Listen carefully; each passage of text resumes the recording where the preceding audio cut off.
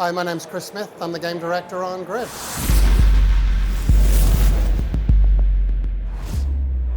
Why should people care about Grid, a new racing game? There's so many racing games out there, and they all kind of seem similar. Why Grid? Of course, I mean, modern racing games, they sound good, they look good, great physics. But one thing the team did when we looked at Grid and looked at rebooting Grid was how can we innovate? How can we bring the genre forwards? We're all at the team, we're all big fans of motorsport in reality, either watching it on TV or going to live events. And the reason we love going to see it is because it's unpredictable. There's rivalries between the drivers, there's car mechanical issues, there's spin-outs and crashes as long as no one gets hurt. We love the unpredictable, and some days the drivers are a little better than they normally are, and they beat a champion that we think is going to beat them. There's drama. And when we watch motorsport, we don't understand what's going to happen. We just go there for the thrill of seeing motorsport at its best. Now, when we looked at motorsport games, we realized, as you said, they all look great, they all replicate the cars, great sound, they replicate the circuits. But the experience is very much sort of a parade where you overtake car by car by car, and then you finish first. So it's about sort of finishing first and getting a good time. I mean, when I play those games, if I'm sort of sixth on the last lap, I'll restart because I want to get another go. And that's not what motorsport is. Motorsport is not a predictable parade. Yes, time trials are good, you versus the track. So what we try to do, where we try to innovate, where we believe we've raised the game, is to put the life back into motorsports. And we do that many ways. 400 AIs, all with such qualities, all individually tuned. Things like defending the racing line, how they accelerate into a corner and brake into a corner, how quickly they accelerate out, how aggressive they are at overtaking, etc., etc. 72 teammates. These have an additional quality called loyalty.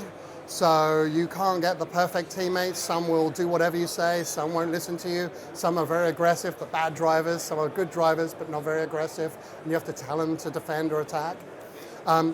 And the most important part that brings life into Grid is the choreographer. If you ever play things like Left 4 Dead, they had a choreographer that kept everything interesting. We do a similar thing, and it looks after three things. Number one is mechanical damage. And I want to say none of this affects the player. This is all the AIs. Mechanical damage, sometimes a car might be misfiring, might break down. The second thing is mistakes from drivers. Anything from taking a bad line into a corner to spinning out to even crashing. And the third one is, well, as drivers, we're not consistent. Some days we have good days, some days we have bad days. So at the beginning of every race, the choreographer selects a few AI, makes some a little better, some a little worse. Then of course we have the Nemesis system. If you race like me and use other cars to get around corners, if you play that online, people are going to get rather upset.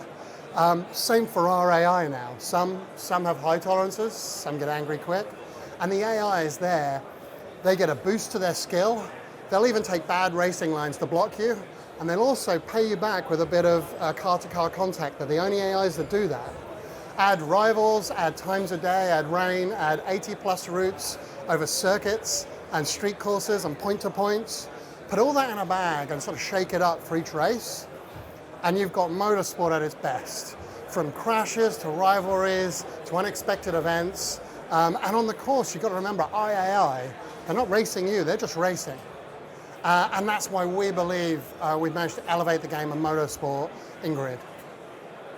So I suppose in some ways you could say that it's more like you've tried to more simulate like the flaws of reality rather than just simulate reality.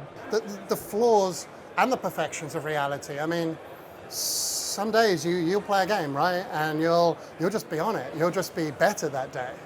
But some days you'll just be making mistakes. And actually a lot of our offline play replicates a lot of the what we love about multiplayer. Multiplayer, you could play with people who are great at racing. You could play with people who fight back when you fight them, that aren't very good and connect you. And I think it's all that unpredictable fun that we wanted to make sure comes across when you're not necessarily playing online. What's like the structure of the game? Right, so one of our most important things is accessibility and choice. Choice. When you come into the game, you got 4 immediate choices. You can start the career.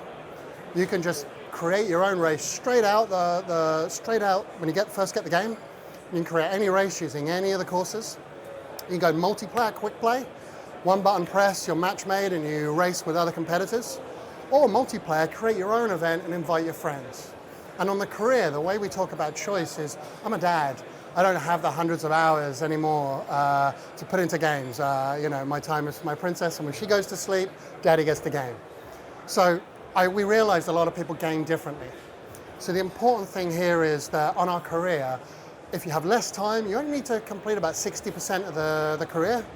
And there's good rewards, and you can be the Grid's World Series champion. But if you're a completionist and you do want to spend hundreds of hours, we've got a lot of rewards in there for you as well. We've also got 6 different threads, from stock to GT to invitational, which is a mixed bag of cars. So we've always got something for players.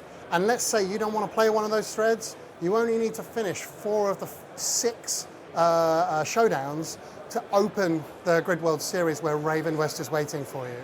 So our game is built around, it's your game, play it your way. And the control's the same thing.